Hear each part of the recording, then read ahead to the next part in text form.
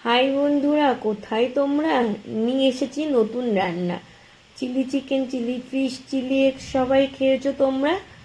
আজ আমি বানাবো চিলি সয়াবিন রান্না।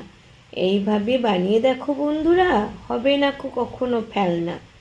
প্রথমে 120 গ্রাম সয়াবিন নিয়ে ভালো করে গরম জলে নুন দিয়ে সিদ্ধ করিয়া নেব চাপিয়া। তারপর তার গায়ে বসাবো অলঙ্কার। আরে বাবা, ম্যারিনেশন।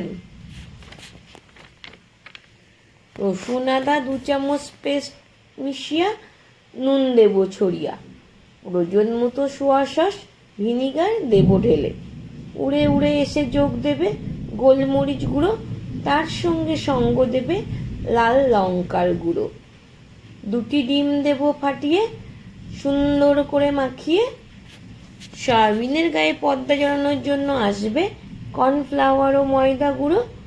হাত দিয়ে ভালো করে অলঙ্কার দেব পরিয়ে। আরে না, ওগুলো মাখিয়ে সেট হতে রাখবো ঘন্টাখানেক ধরে।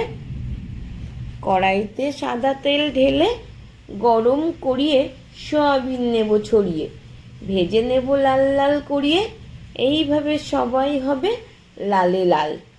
সব তুলে নিয়ে ছড়িয়ে দেব আদা রসুন লঙ্কা কুচিয়ে।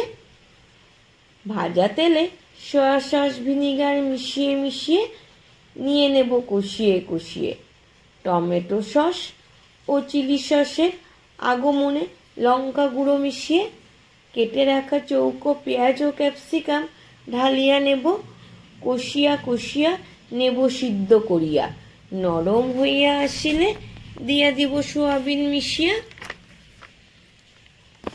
1 চামচ কর্নফ্লাওয়ার গুলিয়ে দেব গরম জল করিয়া।